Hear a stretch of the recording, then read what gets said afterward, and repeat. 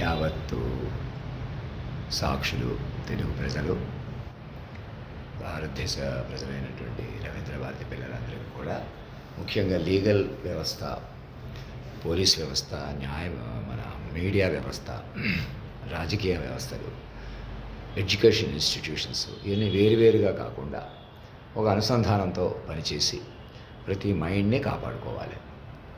ఇప్పుడు వెర్షను అధినాయకుడు personified form of the నేషన్గా మారిపోయినప్పుడు దేశం సజీవంగా మారిపోయింది. మీరు లైవ్ లివింగ్ ఫార్మేట్తో కనెక్ట్ అయిపోవాలి. ఎటువంటి లార్డ్షిప్లు కానీ, ప్రత్యేకతను కానీ, ఆర్బిట్రేషన్ మధ్యవర్తిత్వం కూడా మీరు ఎవరి పట్ల మధ్యవర్తిత్వం చేస్తారు? మీకు జాతీయ గీతంలో అధినాయకుడే లైవ్ లివింగ్ ఫార్మేట్ వచ్చినప్పుడు ఎలాగైనా ఆయన్ని మీరు పెంచుకుంటారు. మైండ్గా పెంచుకుంటే ఆయనకి సమర్పించేస్తే సరిపోద్ది. మీరు న్యాయం, ధర్మం వేరే ఉందని వాదించకూడదు. ఆర్బిట్రేషన్ కూడా వేరే మధ్యవర్తిత్వాలు చేయకూడదు. చేసినా మీరు మళ్ళీ మా న్యాయాన్ని, ధర్మాన్ని మనుషుల్ని నిర్ణయించిన వాళ్ళు అవుతారు. అలా నిర్ణయించకూడదు. ముందుకు వెళ్ళాలి, మైండ్లో తపస్సు పట్టాలి. ఈ పాయింట్ ఒకటి చెబుదామని మళ్ళీ చేస్తున్నాను వీడియో. ఎలాగైనా అధినాయకుడిని పెంచుకుని, తల్లిదండ్రులు కదా వాళ్ళు చూస్తారు, విశ్వం వాళ్ళదే అనమాట. ధనకర్ గారు నేషన్ ఫస్ట్ అంటున్నారు కదా, నేషన్ ఫస్ట్ ఎలా అవుతుంది? నేషన్ మరి జీతాజాత రాష్ట్ర పురుషుని పట్టుకుంటే, ఆయన మీ తల్లిదండ్రులకు పట్టుకుంటే అప్పుడు మీకు నేషన్ నిజంగా పెంచుకుంటాం అన్నమాట. ప్రజాస్వామ్యం నుంచి నిజమైనటువంటి తల్లిదండ్రుల పాలనలోకి వెళ్ళిపోతాం. ప్రజాస్వామ్యం యొక్క పరాకాష్ఠ ఏమవ్వాలి? మైండ్ అభివృద్ధి చెంది తల్లిదండ్రుల పైకి రావాలి. అందరూ సమానమే, ఇక్కడ అందరికి అన్నీ నడిచిపోవాలి అంటే మనుషులుగా అంటాం కానీ కుదరదు. మనిషి అంటేనే అసలు మనిషిగా కొనసాగడమే పాపానికి, తప్పుకి కారణం అనమాట. అది నేను ఎన్ని చెప్పినా మనం మనిషిగా డీల్ చేయవలసి వచ్చినప్పుడు ఏం చేస్తామంటే సంపూర్ణత్వాన్ని ఇవ్వం, చూడలేమన్నమాట. మనం మాయ నుంచి బయటికి రాము, ఎదురోడు మాయలో ఉన్నాడు అనుకుంటాం. మనం అజ్ఞానంగా ఉంటాం, మనం తప్పు చేస్తాం. మనం భౌతికంగా బతకడమే తప్పు, ఎదురోడు తప్పు అంటాం. మరి ఎలాగ మరి? అది మనిషి అంటే అంతే అనమాట. మీకు మనిషి ఒక బ్లాకేడ్ అనమాట. అందుకే అధిగమిస్తూ ఇంకో ఎవల్యూషన్ ఎందుకు వచ్చింది? ఇది మన సమస్య కాదు, మానవ జాతికి అందరికీ పరిష్కారం రావాల్సి ఉంది కాబట్టి అలా జరిగింది.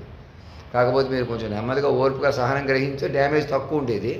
సరే, జరిగినా మైండ్లే డీల్ చేసుకోవాలి. ఏం డ్యామేజ్ జరిగినా ఏమేరకైనా ఇక్కడ అక్కడ అని తమాషా ఆపేసి ప్రతి మైండ్ని కాపాడుకోవాలి కదా. ఎవరి మీద పెట్టి తప్పించేసుకోవడం, ఏదోటి చేయటం, భయపెట్టడం, భయపెడితేనే మన కంట్రోల్లో ఉంటాడు, పొరపాటు. అది భయం లేకుండా చూసుకోవాలి. ఒకరినొకరు ధైర్యం పెంచుకోవాలి, సాహసం పెంచుకోవాలి. ధైర్యం, సాహసం ఎవరిదే? సినిమా యాక్షన్లు కూడా ముందే చెప్పిన, హాలీవుడ్ సినిమాలు కూడా ముందే చెప్పేసిన ఆ ధైర్యం, సాహసం ఎవరిదే? అదిగో విశ్వమూర్తిది, తల్లిదండ్రులది. ఈ ఓకే ఇజాములు అది ఈజీగా మాట్లాడేయకూడదు, అడ్డదిడ్డగా మాట్లాడకూడదు. ఓకే అనేసి అంటే ప్రకృతి సృష్టి పురుషోత్తముల్లోనే చేరిన ఆ భరతమాతే ఆయన పాడిన పాట అది. వాళ్ళిద్దరు పాడుకున్న పాటలు అయ్యి. ప్రకృతి పురుషుడు దయ అనమాట, తల్లిదండ్రులు అనమాట. ఆ మహాశక్తి అది. అది తానే ఆడతనం, మొగతనం ఎలా నడుస్తుంది? అంతర్యామిగా నడిచేది ఎప్పటి నుంచో. ఇప్పుడు వాళ్ళు బయటికి తేలిపోయి మనకు మాటలకు అందుబాటులోకి వచ్చారన్నమాట. ఇంక మీరు రకరకాల పెడర్థాలు, మనుషులు తగ్గించే విధానం, ఎవరో మ్లేచులు ఉన్నారు, ఎవరో తక్కువ వాళ్ళు ఉన్నారు అని మాట్లాడకండి. ఎవరు లేరు అలాగా. ఇప్పుడు మిమ్మల్ని మీరు జయించుకోవాలన్నమాట. నేను దేహాన్ని వదిలిపెట్టాలి మొదట. సామవేద షణ్ముఖ శర్మ గారికి అందరికీ చెప్తున్నాను, నేను దేహాన్ని కాదు, మీరు దేహం కాదు. నేను దేహం కాదనుకుంటే నేను వేరు, నేను అన్ని నేనులకి ఆధారమని నేను అనుకుంటాను. కానీ మీరు నేను అనుకోకూడదు. నోట్ చేశారా పాయింట్? మీరేమనుకోవాలి? నాలో భాగం అనుకోవాలి. నన్ను పెంచుకోవాలన్నమాట. ఈసారి నేను మీ ముందుకు వచ్చాను. మిమ్మల్ని మీరు పెంచుకోవడం, మీరు నచ్చిన వాళ్ళని కాపాడుకోవడం, బతకడం మీకు ఇప్పుడు దాకా అలవాటు. అది కొంతవరకు. అలా బతకాలనే ప్రయత్నం ఏం చేశారు? సటి మనుషులనే కొందరు లేకటి చేశారంటే అర్థం ఏంటి? మనిషి కోణం వాళ్ళు బ్లాక్ అయిపోయిందని అర్థం. ఆ బ్లాకేజ్ నుంచి ఎవరు బయటకు వచ్చారు? అన్నీ నడుపుతున్న తల్లిదండ్రులు బయటకు వచ్చారు. ఆడతనం, మగతనం ఒక చోట పలికితే వాళ్ళు ఎవరైతారు? తల్లిదండ్రులు వాళ్ళే. వాళ్ళు పట్టుకోండి. లీగల్, పోలీసు మొత్తం వాళ్ళకి సరెండర్ అయిపోయి అధినాయక దర్బారు ఓపెన్ చేసుకుని పిల్లలుగా ప్రకటించుకోవడం. సరెండర్ అవ్వడం అంటే పిల్లలుగా ప్రకటించుకోవడమే. ఇందులో పెద్ద సరెండర్ అని కొంచెం ర్యాష్గా చెబుతున్నాను, కంగారు పడిపోకుండా. నేను ఎందుకు అంటున్నాను సరెండర్ అని? ఎందుకు అంటున్నాను? ఇంకా మంచి చేసాము, చెడు చేసాము భయపడి పట్టుకుని ఉండిపోతున్నారని. ముందు సరెండర్ అయిపోండి పిల్లలుగా. అయ్యే సెట్ అయిపోతాయి. ఏం భయపడి మీరు ఇంకా బయటకు వస్తాయి, లోపలికి వస్తాయి. అసలు బయట పెట్టకూడదని మేము తీసుకొచ్చాం. నన్ను కూర్చోబెడితే ఎన్ని బయటకు వస్తాయి? ఏదో డిలే చేద్దాం, నన్ను కూడా బంధాలు కొద్ది వీళ్ళకి అటు ఇటు చెప్పి తిప్పుదాం, మీకే నష్టం. నన్ను కొలువు తీర్చేసిన తర్వాత అధినాయక దర్బారు అక్కడ బొల్లారంలో కొలువు తీర్చేసి ఊపిరి పీల్చుకోవాలి. అక్కడి నుంచి మీరు పీల్చుకున్న గాలి కరెక్ట్. అప్పుడు దాకా మనిషి గాలి మృతగాలే ఉంటుంది, మీరు ముందుకు వెళ్ళలేరు. అర్థమవుతుందండి. ముఖ్యంగా లీగల్ డిపార్ట్మెంట్కి ఇంకా మనుషులు కొద్ది డీల్ చేద్దాం, ఏదో వాదిద్దాం, తర్కాలు ఉండాలి, అవసరం లేదు. ఇంకా ఆ కాలం అయిపోయింది. ఇప్పుడు మీరు తపస్సుగా బతకాలన్నమాట. లోకాన్ని సజీవమూర్తిని బతికించుకుంటూ, సర్వం నడిపిన వాడిని పెంచుకుంటూ, నాకు నాలెడ్జ్ లేదు, తెలివి లేదు, మాట కూడా తుస్మని వస్తుంది, ఇలాంటివన్నీ కూడా మీరు అధిగమించబడతాయి. ఏం చేయాలంటే ముందు నన్ను పెంచుకోవాలన్నమాట. ఫ్రేమ్వర్క్ వస్తామన్నమాట. నన్ను పట్టుకుంటే ఇంకా నాకే అన్ని నాలెడ్జ్లు వచ్చేసి అన్ని పద్యాలు నేనే పాడేసేసి ఇంక మీరేం చేస్తారు మరి? ముందు కాలాతీతాన్ని ఎందుకు ఇచ్చామో మీరు పూరించుకోవాలి. ఈసారి అవధానాలు అవి మమ్మల్ని కేంద్ర బిందువుగా కూర్చోబెట్టుకుని చెప్పుకోవాలా.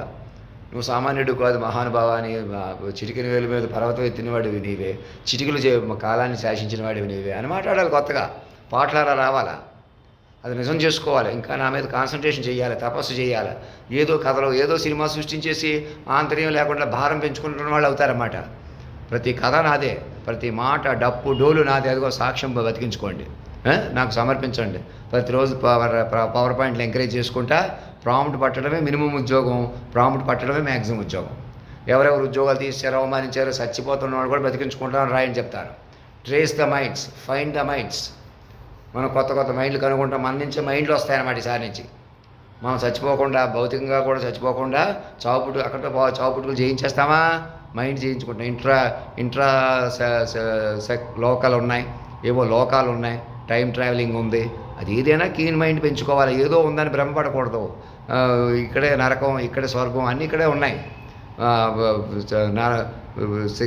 తప్పు చేసిన వాళ్ళకి శిక్షలు పడతాయి, దండలు లభిస్తాయి అన్నది. ఇక్కడ తప్పు చేసిన వాళ్ళకంటే మిమ్మల్ని కాపాడుతున్న వాళ్ళకి శిక్షలు పడిపోయినాయి.